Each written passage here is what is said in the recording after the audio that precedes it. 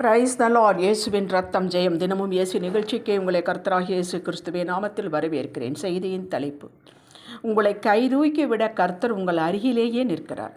ஆதார வசனம் பிலிப்பியர் 3:14 கிறிஸ்து இயேசுவுக்குள் தேவன் அழைத்த பரம அழைப்பின் பந்தய பொருளுக்காக லக்கை நோக்கி தொடர்கிறேன். கர்த்தரின் சொத்துக்களே, சுதந்திரங்களே. ஐரோப்பா கண்டத்தில் பெரும்பாலான பகுதிகளில் சபைகளை ஸ்தாபித்தவர், புதிய ஏற்பாட்டில் 3/4 பாகத்தை எழுதியவர் சொல்கிறார் பவுல், தேவன் எதற்காக என்னை பிடித்தாரோ, அழைத்தாரோ, அதை முழுமையாக பிடித்து கொண்டேன். அவர் திட்டம் சித்தம் முழுவதும் அறிந்து கொண்டேன் என்று நான் சொல்லவே இல்லை, சொல்ல முடியாது. இதை தொடர்கிறேன். என்ன செய்வது, தொடர வேண்டுமே என்று அல்ல, ஆசையாக, ஆவலோடு, முழு மனதோடு தொடர்கிறேன், பிரயாசப்படுகிறேன், பிரயத்தனம் பண்ணுகிறேன் என்கிறார். இதை முழுமையாக தொடர முடியாதபடி எத்தனையோ தடைகள், உபத்திரவங்கள் உண்டு. இவைகளை நான் தள்ளிவிட்டு மறந்துவிட்டு எனது லக்கை மாத்திரம் பிடித்து கொண்டு தொடர்கிறேன் என்கிறார். இன்று என்னுடைய ஆவிக்குரிய நடைக்கு, பயணத்திற்கு நான் நேற்று நடந்த காரியங்களை, அவமானங்களை, நிந்தைகளை தடையாக நிறுத்துவதில்லை. ஆம், நடந்தது எல்லாம் உண்மைதான். உண்மைக்கு புறம்பான குற்றச்சாட்டுகள், அடிகள், காயங்கள், இவைகளை நான் அல்ல தட்டுகிறேன். எனக்கும் எதிர்த்து பேச தெரியும், போராட உரிமை உண்டு, ஞானம் உண்டு. ஆனால் இவற்றை நான் தள்ளி விடுகிறேன், இவற்றை சிலுவையில் அறைந்து விடுகிறேன். இதற்குத்தான் பவுல் சொன்னால், நான் அனுதினமும் சாகிறேன் என்று. மாமிசத்திற்கு, அதாவது தன் சொந்த உணர்விற்கு, ரோசம், உரிமை, இவைகளுக்கு நான் தீனி போடவில்லை, சாகடிக்கிறேன். ஆகையால் கிறிஸ்துவோடு பிழைத்து நடக்க முடிகிறது என்று தன் ஆவிக்குரிய பயணத்தை பற்றி எழுதுகிறார். ரட்சிக்கப்பட்ட நாம் யாவரும் தேவனின் சொத்து, சொந்த ஜனம், அவருடைய பங்கு, சுதந்திரம், அவருடைய ஊழியக்காரர்கள் தான். கையில் வேதாகம் வைத்துக்கொண்டு மைக்கு பிடித்து கொண்டு பேசுவதுதான் ஊழியம் என்று நினைக்க வேண்டாம். அது அவர்களுடைய அழைப்பு. சபையில் பாய் விரித்து போடுவதும், நாற்காலிகளை ஒழுங்குபடுத்துவது, வாகனங்களை ஒழுங்குபடுத்துவது, விசுவாசிகளை வரவேற்பது, இன்னும் பிற கண்ணில் மதிப்பு இல்லாத போல இருந்தாலும் தேவனுக்கு செய்கிற சகல காரியங்களும் ஊழியம்தான்.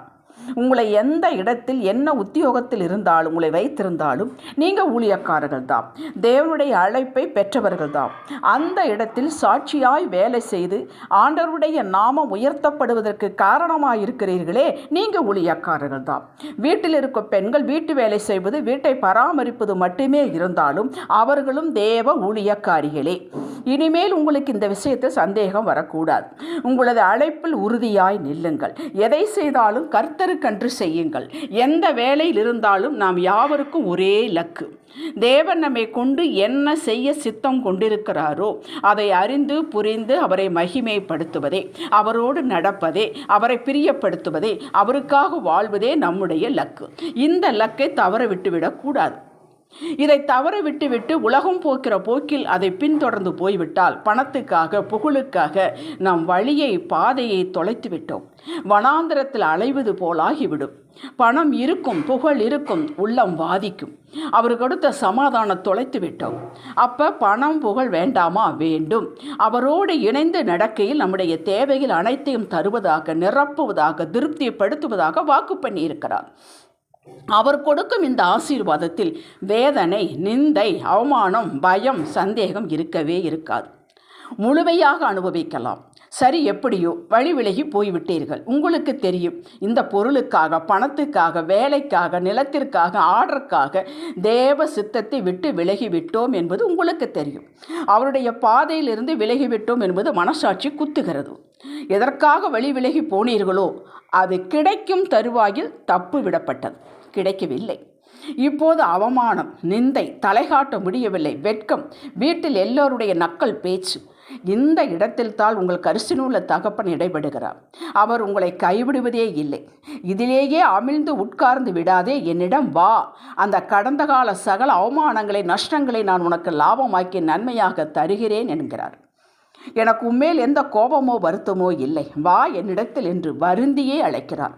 லூக்கா 15 அந்த கெட்ட குமாரன், மனம் திருந்திய மைந்தன், அப்படி செயலை பாருங்கள். அவன் தகப்பன சொத்தை பிரித்து வாங்கினதே தவறு.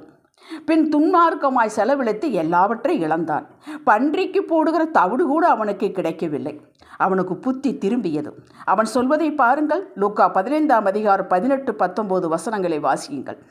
என் தகப்பனிடத்தில் போவேன், மன்னிப்பு கேட்பேன் என்று மனதிலே உறுதி செய்து கொண்டு வேறு எங்கும் போகாமல் நேரே தன் தகப்பனிடத்திற்கு வந்தான். லூக்கா 15:20 சொல்லுகிறது, அவன் தூரத்தில் வரும்போதே அவனுடைய தகப்பன் அவனை கண்டு மனதுருகி ஓடி அவன் கழுத்தை கட்டி கொண்டு அவனை முத்தம் செய்தான் என்று. நேற்று வரை நடந்த காரியங்களை எல்லாம் உதறிவிட்டு, அப்போஸ்தலர் 28:5 பவுல் அந்த பூச்சியை நெருப்பிலே உதறி விட்டது போல சகலத்தை இடக்கையால் வலக்கையால் தள்ளிவிட்டு தகப்பனிடம் இயேசுவிடம் வாருங்கள். மனிதர்கள் குற்றப்படுத்துவார்கள், சொல்லி காண்பிப்பார்கள். ஆனால் இவரோ, நீங்கள் திரும்பி வரமாட்டீர்களா என்று ஏங்கி காத்து கொண்டிருக்கிறார். உங்களை முத்தமிடுவார். நீங்களே பழையதை, நீங்கள் செய்த தவறுகளை நீங்களே பேசினாலும் அவர் அடுத்து உங்களை எப்படி உயர்த்தலாம், கனப்படுத்தலாம் என்பதிலேயே சிந்தனையிலேயே இருக்கிறார். ஓடி வாருங்கள், இளைப்பாறுதல் அடையுங்கள். ஜெபிக்கலாம். தகப்பனே, நீர் இழந்து போனதை தேடவும் ரட்சிக்கவே வந்தீர் என்று சொன்னதை நினைவுபடுத்தி கொண்டு உம்மிடம் வந்து சரணடைகிறோம். நஷ்டத்தை லாபமாக்குகிறவர் நீர், நசல் கொண்டதை திடப்படுத்துகிறவர் நீர், பாழானதை பயிரிழமாக்குகிறவர் நீர், காணாமல் போனதை தேடுகிறவர் நீர், துரத்துண்டதை சேர்த்து கொள்கிறவர் நீர், சாபத்தை ஆசீர்வாதமாக மாற்றுகிறவர் நீர். எனக்கு செய்வீராக, மீட்டு தருவீராக. இயேசுவின் நாமத்தில் பிதாவே, ஆமென். ஹல்லேலூயா.